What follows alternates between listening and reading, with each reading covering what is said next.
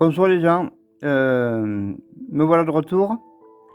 Je pense que ma dernière vidéo était lors du confinement, ou un peu avant.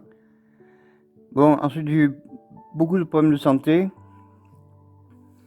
J'ai fait un infarctus, donc j'ai une insuffisance respiratoire. C'est pour ça que j'aspire vite sur les vidéos, quoi. Et puis ça s'entend, quoi. Puis après j'ai eu un cancer, voilà. Là j'arrive à la fin. Donc c'était un peu compliqué, quoi. Et forcément, quand on est handicapé, les passions elles sont pas grosses et donc on survit, quoi. Voilà. Mais comme ma passion c'est bricoler, j'ai bricolé, quoi, quand même. Voilà, parce que j'ai pas grand chose d'autre à faire. Voilà, donc je vais vous faire une nouvelle présentation d'atelier parce que ça a beaucoup changé là depuis 3 ans à peu près, oui.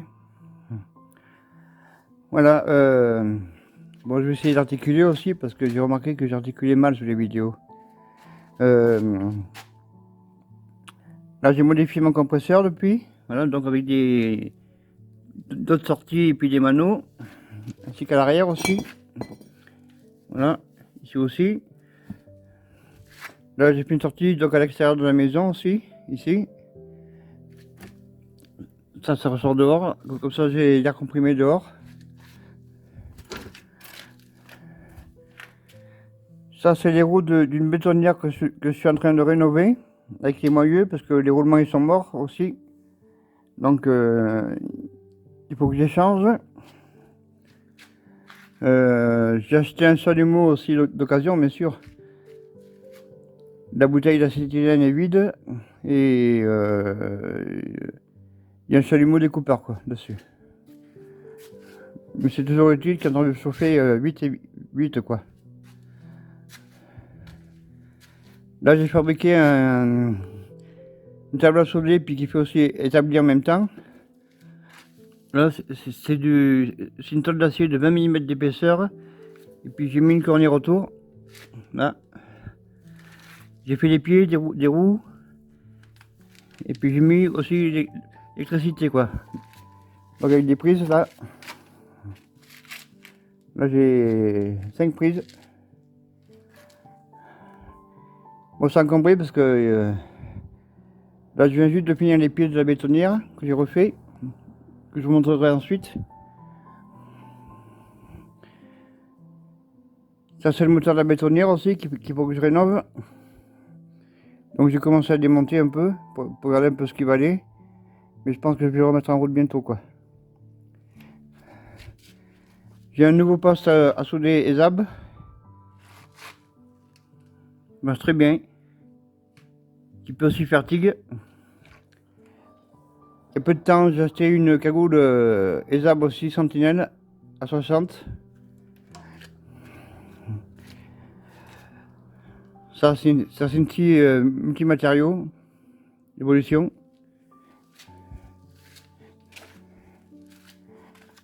Ça, c'est les pieds de la bétonnière que j'ai refait. Alors, à l'origine, vous n'avez que 3 trous, comme ça.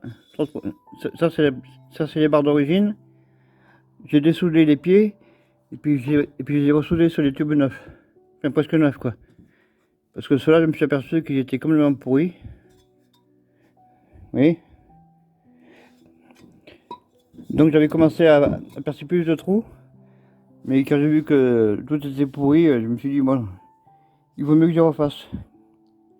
Moi, je vous le montrerai tout à l'heure quand je vous montrerai la bétonnière. Voilà. Et puis là, j'ai un autre moteur aussi qu'il faut remettre en route, qui m'a été donné avec la bétonnière aussi. Là, donc j'ai eu 2 moteurs.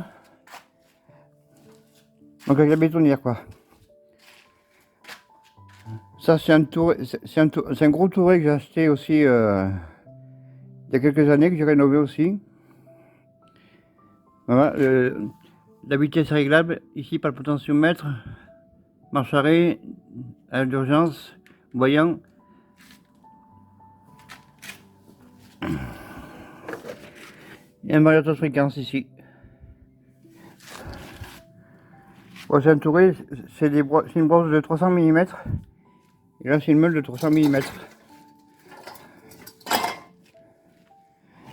Bon, par contre, la brosse, c'est très violent. Il faut faire très attention parce que ça emporte vite les pièces, quoi.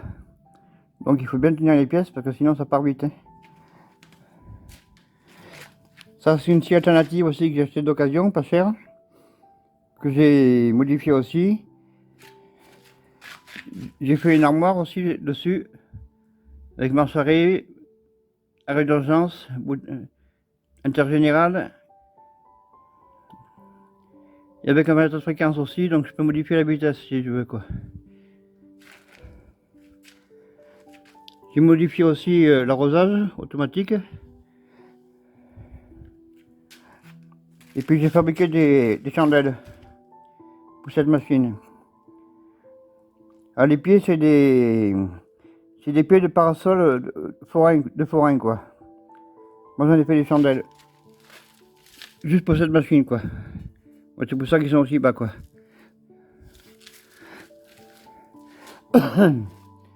Là j'ai un niveau qui me sert de temps en temps.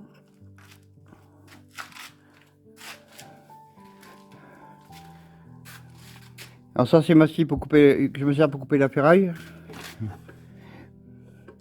C'est oui, c'est une évolution avec un disque Bosch. Bon, ça va très bien. Et puis j'ai mis l'arrosage, je vais vous montrer. Ah, il faut mettre le courant. Voilà, j'ai mis le courant. Hop, je vais mettre la pompe en marche. Voilà. Et ça coupe beaucoup mieux quand on graisse, quoi. J'ai aussi mis un laser, voyez, là-bas dans le coin.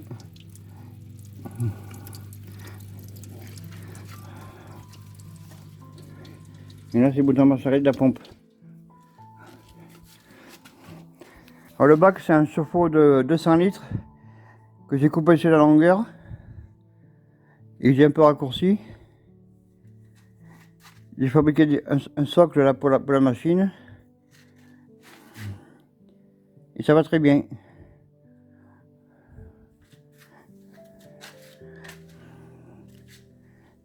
L'autre partie du cumulus est là. Ça c'est l'autre moitié du cumulus.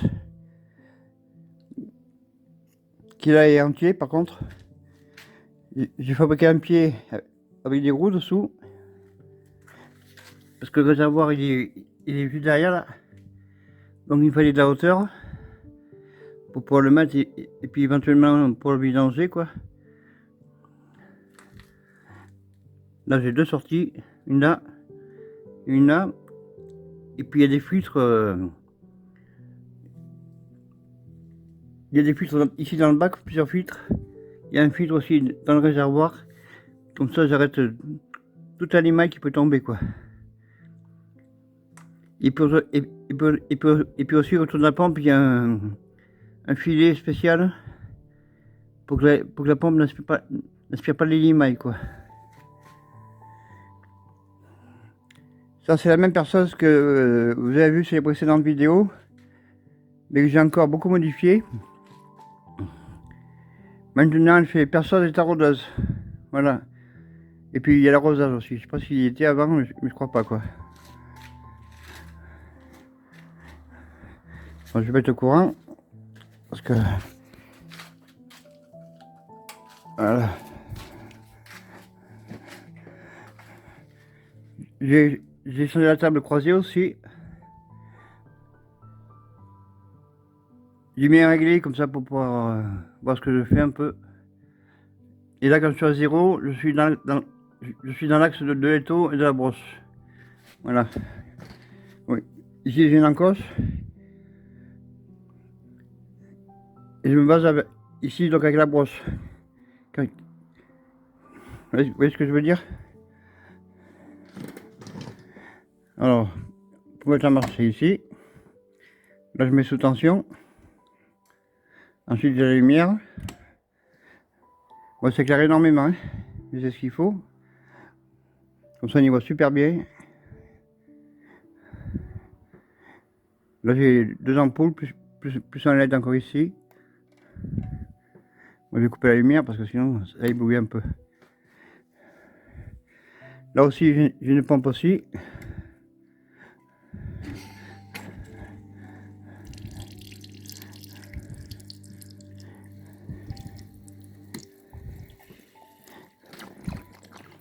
Ça c'est une table Vevor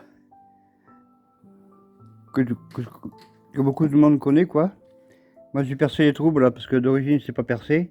Donc j'ai percé les trous là et là.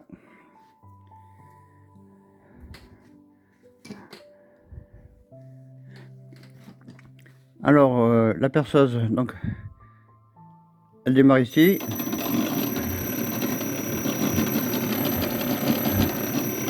Et elle s'arrête ici.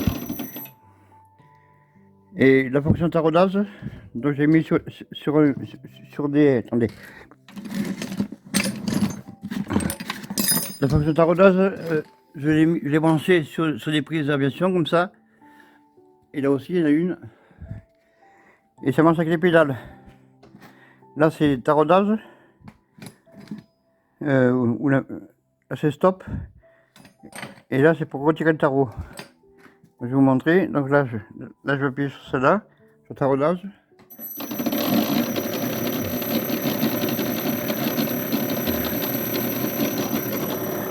Là j'appuie sur stop.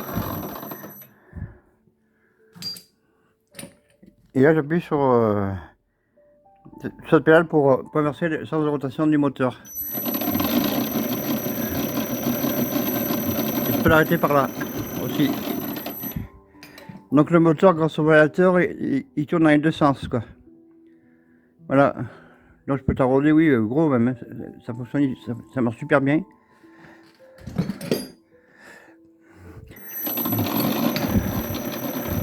Là j'ai la vitesse du mandrin. Et là j'ai la vitesse à la sortie du variateur. Ça c'est la vitesse réelle du mandrin quoi.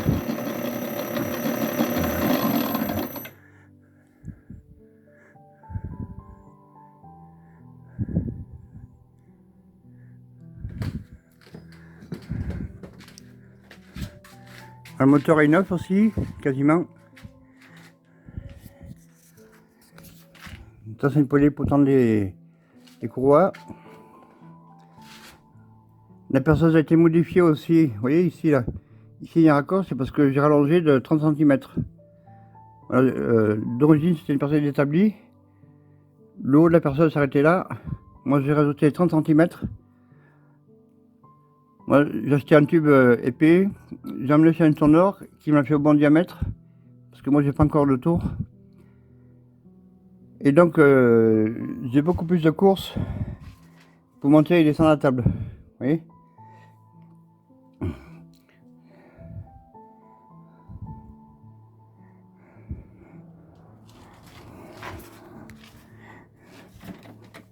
Et le réservoir de la pompe il est là, voilà.